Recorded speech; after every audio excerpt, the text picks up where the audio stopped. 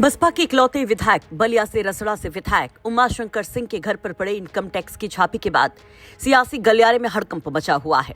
खुद बीजेपी के अंदर से ही उमाशंकर सिंह के लिए आवाजें उठती दिखाई दे रही हैं, तो इन सब के बीच में मायावती भी गुस्से से तमतमा गई। मायावती ने अपने विधायक के खिलाफ हुए इस एक्शन पर जोरदार हमला किया। मायावती ने इसे मानवता के खिलाफ भी बताया। मायावती ने जो कुछ कहा वो हम आपको जरूर बताएंगे, लेकिन इतना जान लीजिए कि उमाशंकर सिंह जो पूर्वांचल में बसपा के लिए एक बड़े चेहरे माने जाते हैं, जिनकी तूती बलिया और उसके आसपास के जिलों में बजती है। कहा यह जाता है कि भले वो सत्ता में रहे ना रहे, लेकिन बलिया में धाक उन्हीं की रहती है। उन उमाशंकर सिंह के अलग अलग ठिकानों पर आईटी की रेड पड़ी। लखनऊ के आवास पर जहां पर उमाशंकर सिंह रहते हैं, वहां पर वित्तीय लेन देन और संपत्ति से जुड़े जांच के मामले में अचानक से 50 से ज्यादा अधिकारी और कर्मचारी वो भारी पुलिस फोर्स के साथ जब पहुंचे तो मानो हड़कंप मच गया। बुधवार सुबह ये कार्रवाई शुरू हुई और कई घंटे तक चली, जिसमें कई रिकॉर्ड्स को खंगाला गया। इधर आईटी की रेड पड़ती है, उधर हंगामा शुरू हो जाता है। तमाम बयान आने शुरू हो जाते हैं। अखिलेश यादव से लेकर के योगी सरकार मंत्री दिनेश प्रताप सिंह तक बड़ी बात कह जाते हैं। लेकिन मायावती ने क्या कहा, पहले वो देखिए। मायावती एक्स पर पोस्ट कर कहती हैं, बीएसपी के विधायक श्री उमाशंकर सिंह जब से बीएसपी में आए हैं, उन्होंने पूरी ईमानदारी व निष्ठा से अपनी जिम्मेदारी निभाई है और आज तक इनके क्षेत्र से इनके बारे में किसी भी प्रकार की अवैध तरीके से संपत्ति अर्जित करने यानी कोई भी गलत कार्य करने की शिकायत नहीं आई। हालांकि पिछले लगभग 2 सालों से वे काफी गंभीर बीमारी से जूझ रहे हैं। ऐसी स्थिति में आयकर विभाग को अगर इनके संबंध में कोई शिकायत मिली थी तो वे इनके स्वास्थ्य को ध्यान में रखकर इनके ठीक हो जाने के उपरांत इनसे पूछताछ कर सकते थे। हम कोई इस विभाग के कार्य में दखल नहीं दे रहे हैं, लेकिन आज जिस तरह से इन पर अति गंभीर बीमारी के दौरान कार्रवाई की गई है वो अति दुर्भाग्यपूर्ण है और मानवता के खिलाफ है। तो मायावती कहती है कि दरअसल टाइमिंग पर सवाल है। वहीं योगी सरकार में मंत्री दिनेश प्रताप सिंह वो तो और ज्यादा यहाँ पर तल्ख नजर आते हैं और वो बहुत बड़ा इशारा कर जाते हैं कि कुछ लोगों के कहने पर सियासी तौर पर ये छापा पड़ा है। और इस समय रसड़ा के विधायक जीवन और मौत से संघर्ष करते हुए अपनी सांसें बचाने का प्रयास कर रहे हैं।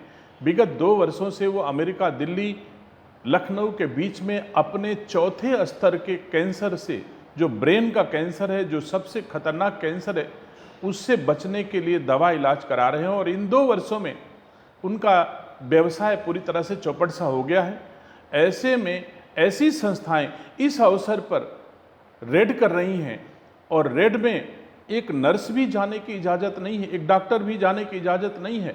ऐसे में अगर कोई उनकी जीवन की हानि होती है तो संस्थाएं दोषी इसके लिए मानी जाएंगी।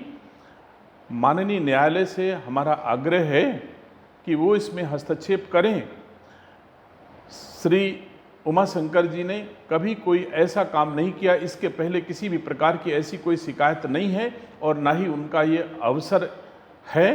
किसी भी राजनीतिक व्यक्ति को अथवा किसी संस्थाओं को राजनीतिक बदले की भावना से इस अवसर पर कार्रवाई नहीं करनी चाहिए। दरअसल दिनेश प्रताप सिंह उमाशंकर सिंह के समधी हैं। दिनेश प्रताप सिंह की बेटी से उमाशंकर सिंह के बेटे की शादी हुई है। वहीं अखिलेश यादव भी इस पूरे मामले में बहुत कुछ कह जाते हैं। अखिलेश यादव एक तरफ तंज कसते हैं, दूसरी तरफ एक बड़ा सवाल भी पूछते हैं। ये आईटी वालों को नाम कौन बताता है? और उनके यहाँ छापा इसलिए पड़ा है कि कुछ लोग जापान गए हुए हैं। अगर वो जापान न गए होते तो शायद छापा न पड़ता, क्योंकि पुलिस पता लग जाती, पुलिस लीक कर देती, जानकारी मिल जाती। तो ये जो जापान चले गए सरकार के लोग, इसलिए छापा पड़ गया। कारोबारी की मदद होनी चाहिए। सवाल ये नहीं कि उमाशंकर विधायक बसपा के हैं, इकलौते विधायक। सवाल ये नहीं उमाशंकर पे छापा पड़ा है। बीजेपी का कोई अगर है तो उसमें छापा नहीं पड़ता। बीजेपी को खुश कर दो, कभी छापा नहीं पड़ेगा। आप बताइए, बगल में सब गुटखों वालों के यहाँ जीएसटी की पुलिस लगी थी, नहीं लगी थी?